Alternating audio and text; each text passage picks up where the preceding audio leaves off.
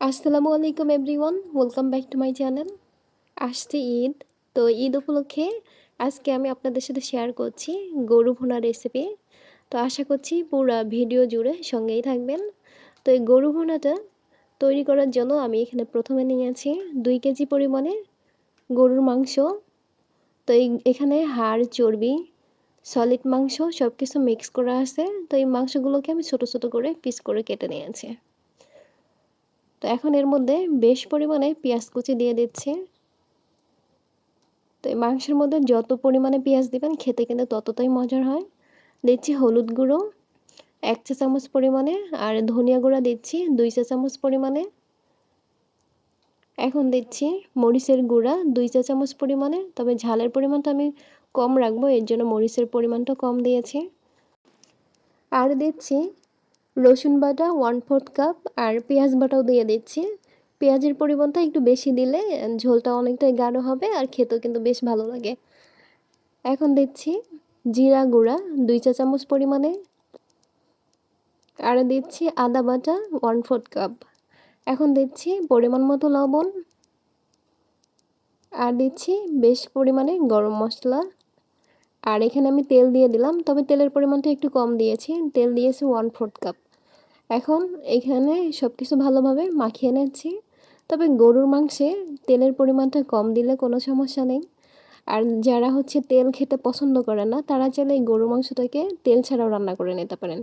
তো এখানে কিন্তু গরুর মাংস কিন্তু অনেকটাই তেল ওঠে, তো এই তেলেই কিন্তু রান্না হয়ে যায়। তো যারা তেল খেতে পছন্দ করেন না তারা চাইলে তেল ছাড়া রান্না করে খেয়ে দেখতে পারেন একবার। তো মাংসটাকে আমি খুব ভালোভাবে মাখিয়ে নিয়েছি 2 থেকে 3 মিনিট। তবে এটা আমি হাতে মেখে রান্না করব, তবে হাতে মেখে রান্না করলে স্বাদটা কিন্তু অন্যরকম হয়। তো হাতে ভালোভাবে মেখে নিয়েছি। তো মাখানোর পরে একটু সামান্য পরিমাণে পানি দিয়ে আমি 10 থেকে 15 মিনিট রেখে দিয়েছিলাম। এখন চুলাটাকে জ্বালিয়ে দিয়েছি। তো চুলাটাকে আমি হাই ফ্লেমে দিয়েছি প্রথমে। তো এখন হাই ফ্লেমে দিয়ে আমি পুরা মাংসটাকে বলক তুলে নিচ্ছি।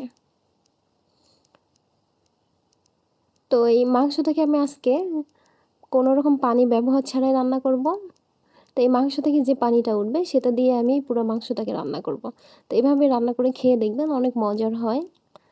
আর এভাবে ছোটো ছোটো করে পিস করে রান্না করে খেয়ে দেখবেন। তো এটা আসলে মাংস ভুনাতে অনেক মজাই লাগে। তো এখন আমি 10 থেকে 15 মিনিটের মতো এইভাবে হাই ফ্লেমে রেখে জাল করে নিয়েছি। তো এখন এর মধ্যে দিয়ে দিচ্ছি আলু, আর দিচ্ছি আস্ত রসুন। তো গরুর মাংস খাবো, আলু খাবো না, এটা তো ভাবাই যায় না। তো রসুনটা, আস্ত রসুন দিয়েছি, তো এতে করে আরও বেশি ভালো লাগবে খেতে। তো আমি চুলাটাকে এখন লো করে দিয়েছি। তো লো করে দিয়ে আমি এখন 2 থেকে 3 মিনিট পর পর এভাবে নাড়াচাড়া করে নিব যাতে পুড়ে না যায়। তো এই মাংসটা রান্না করতে আমার 1 ঘন্টা 20 মিনিট টাইম লেগেছে। তো চুলাটাকে আমি লো করেই কিন্তু রান্না করে নিচ্ছি। এখানে আমি কোনো রকম পানি ব্যবহার করিনি। এভাবে 2 থেকে 3 মিনিট পর পর আমি আমি ঢাকনাটা তুলে তুলে নেড়ে নিচ্ছি যাতে পুড়ে না যায়। এভাবেই ঢাকনাটা তুলে আমি অনেকবার নাড়াচাড়া করে নিয়েছি। তো মাংসটা কিন্তু ভালোভাবেই এখন সিদ্ধ হয়ে গেছে, আর আলুটাও সিদ্ধ হয়ে আসছে। তো দেখতে পাচ্ছেন কতটা লোভনীয় দেখাচ্ছে। তো আমি এখন এর মধ্যে কয়েকটা কাঁচামরিচ দিয়ে দিচ্ছি। তো কাঁচামরিচগুলোকে আস্তই দিয়েছি, এতে করে ঝালটা বের হবে না। তো কাঁচামরিচের ফ্লেভারটা শুধু মাংসের মধ্যে আসবে। তো এটা হয়ে গেছে, এখন চুলা থেকে নামিয়ে নিচ্ছি। তো এইভাবে পানি ছাড়া একদিন রান্না করে খেয়ে দেখবেন, তো আসলেই অনেক মজার হয় খেতে। তো এখন আমি চুলা থেকে নামিয়ে নিচ্ছি। তো চুলা থেকে নামিয়ে গরম গরম এখন পরিবেশন করার পালা।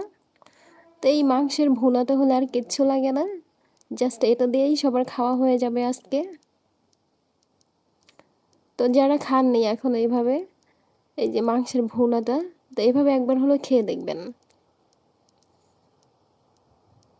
ব্যাস, এই তো রেডি হয়ে গেল আজকের আমার সহজ রেসিপি। তো যাদের কাছে আমার এই সহজ সহজ রেসিপিগুলো ভালো লাগে তারা চাইলে লাইক, কমেন্ট, শেয়ার করে পাশে থাকবেন। তো সবাই ভালো থাকবেন, সুস্থ থাকবেন।